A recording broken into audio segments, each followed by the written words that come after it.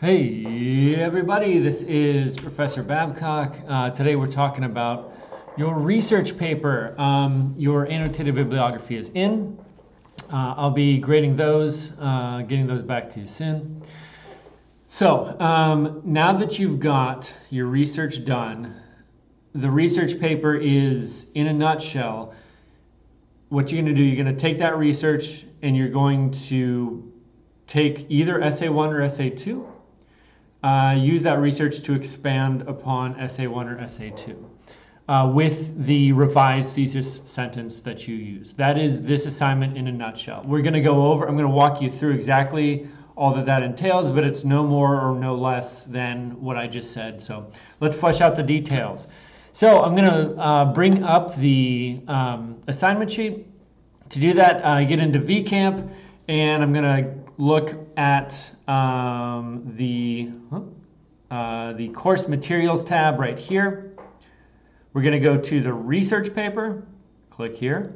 Okay, I will. Not available in student preview. Okay, whatever. Mine looks pretty much the same. Yeah. So this is what you're going to see. I'm going to click on research paper. It downloads, whoops, right here. And we're in. Okay, so let's walk through this together. The research paper, MLA format, as you have been doing, that's not different than anything we've done. This will be submitted through VCamp, the final copy will be. That's not different than anything we've done, okay? So far, so good, sames. 12-point times New Roman, that's the same. Double space, that's the same. Now this is a little bit different. I'm going by word count now. 2,200 to 2,500 words. That is approximately 7 to 8 pages. So this one is beefy. This one is beefy. That's the bad news. The good news is that you have already gone a long way toward finishing this project. If you did Essay 1 and Essay 2 and you turned in your annotated bibliography, congratulations, you are already, literally, you're halfway done. You're already halfway done. You haven't even picked up your pen yet. Okay.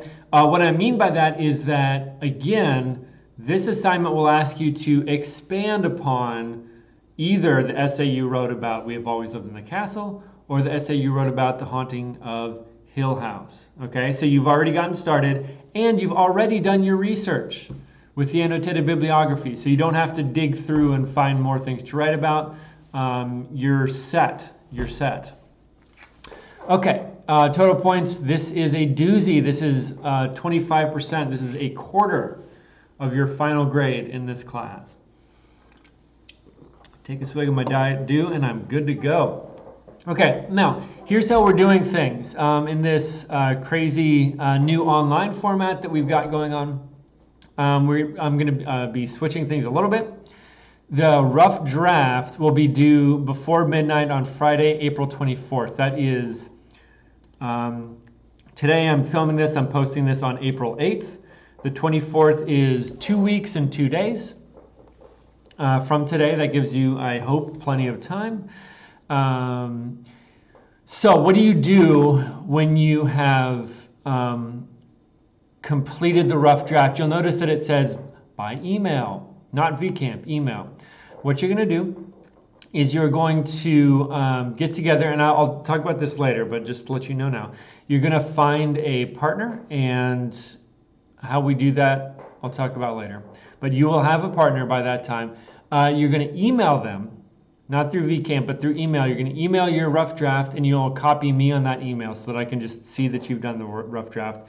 They're going to take a look at it over the weekend and get that back to you in the final week. More on that later. Okay, so the rough draft will be due in 2 weeks and 2 days, Friday, April 24th, before midnight. And then the final draft will be due the week after that, Friday, May 1st, before midnight. And that the final draft is through VCamp, as we've been doing so far. No different than anything else. The rough draft is different in terms of where you turn it in. Final draft is exactly the same. Okay, the assignment. In the previous assignment, you created an annotated bibliography. and revise the thesis sentence of either essay 1 or essay 2. Now you'll take that bibliography and revised thesis and write a research paper on one of the novels we read this semester, either Haunting of Hill House or We Have Always Lived in the Castle. Choose a novel more interesting to you.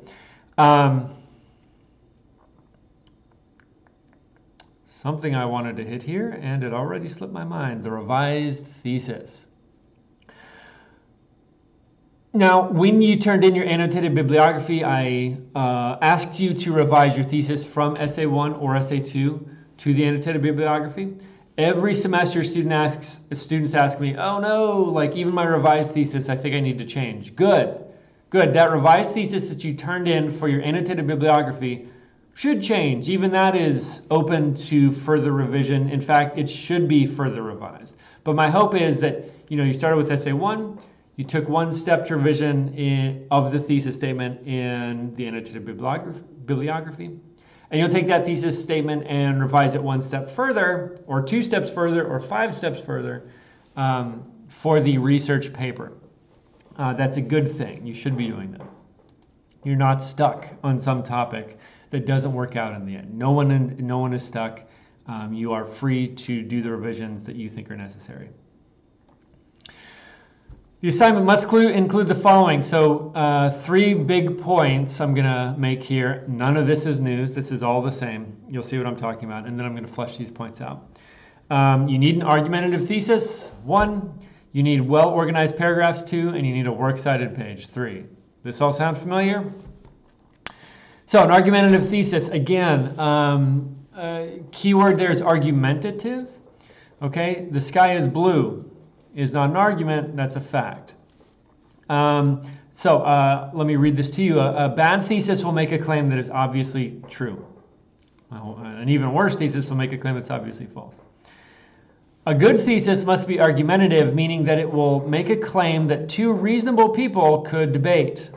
Consider the following examples. So here's the first one's a bad thesis. Thousands of young Americans attend college every year. Excuse me. That's just a fact, okay? Someone could debate that, but they'd just be provably wrong, demonstrably wrong. Okay, what did I write? I wrote, this is bad because it simply states a fact, not an argument. A good thesis. Listen to this one. Since a college education is often a means to a middle-class lifestyle in the U.S., the federal government ought to cover the cost of tuition for every American. Some people are making this argument right now. This is a good thesis because one can imagine good arguments both for and against the claim. There are pros and cons to be weighed, such as, well, what could be wrong with free college? Free college is expensive. I'm in a position to benefit if college were free. I'm a professor. Yeah, like turn on the spigot. Everyone in college. That's more money for me, right? Well, it's also a lot more taxes. It's frankly the best argument against this that I've heard is that if college, who goes to college? Middle class people. Who pays taxes? We all pay taxes. If you buy groceries, if you buy alcohol, you definitely get hit with state taxes. So this is a way of transferring. Let's say you have a neighbor who's a farmer. Some of you come from family who's of farmers. Let's say that farmer buys cigarettes or another high tax item like that. Where does that tax money go to? Well, that in part goes to the state. Where does state tax money go to? It goes to ASU and whatever. So as soon as you get the government involved in paying taxes, what you have effectively done is you're taking money from these maybe blue-collar folks and transferring it to white-collar folks. That seems like a bad deal to me. So that's as attractive as free college. If the government ever gives you something free, I hope you think about where that money came from. So to me, the best there are good arguments. In fact, you could probably tell by now I'm opposed to this, but this is something I hope that I've just shown you. This is something that you could make a good case for in either direction. Just because I think you can make a good case doesn't mean I think that both cases are persuasive. I have an opinion. You might have an opinion. Fine. Okay, I just want to draw out that this is not a fact. It's not a fact that the U.S. government should behave in this way or that way. In fact, if you've ever got the word should implies opinion. Okay, should is in fact never a fact. Okay, so what have we seen? We saw that a bad thesis states a fact, such as thousands of young Americans attend college every year. That's provable. Okay, versus here's something that the government should do. That's something we can argue about. What are governments for? What's in the best interest of the people? Many different opinions on that kind of thing. Great, now you can have an argument. Now you can write a good paper. Okay? So that's one. Number two is well-organized paragraphs. A good paragraph is going to use topic sentences. Topic sentences that explain the point of the paragraph. You're going to use transitions. You know how much I love transitions because they're so easy. These small little words or phrases that will transition you between paragraphs, that will transition you between sentences or even within sentences.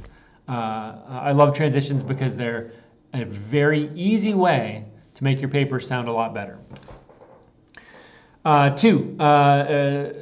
Number two, part two. A good paragraph will also support its claim through evidence. I put this in red, so it must be important. Use at least one quotation from each of your sources. At least one quotation from each of your sources. I'm hoping a lot more than that, but at least one to show me that otherwise you didn't use the source.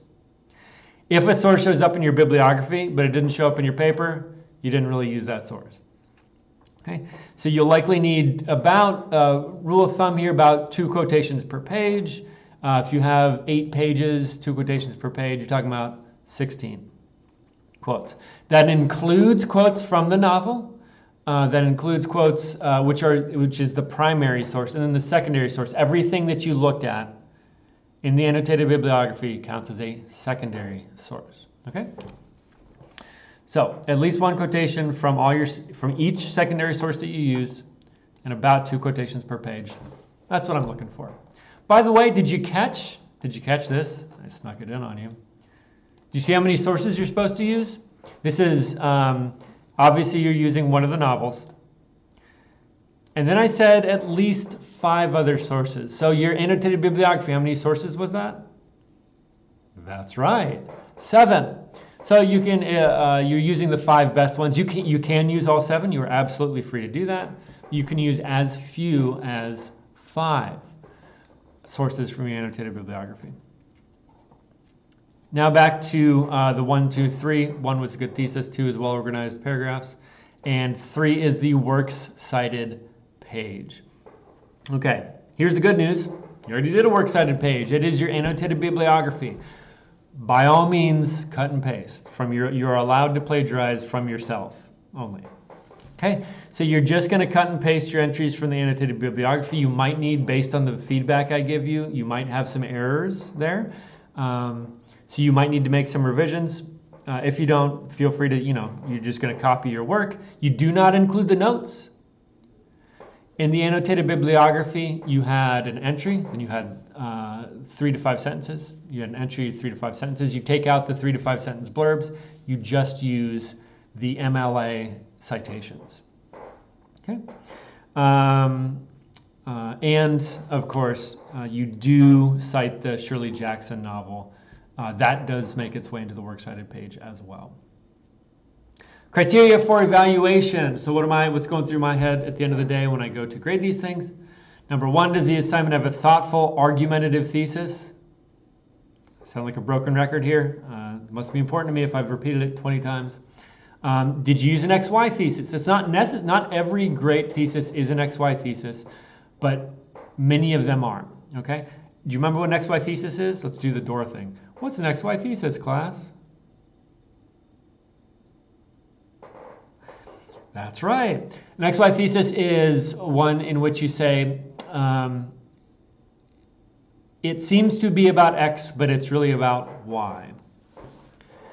It seems like government-paid tuition would be a great move to bolster the economy, but in reality, it's a way to transfer tax money from the poor to the rich, from the from blue collar workers to white collar workers, and therefore it's unjust. Okay, there's my off the cuff thesis.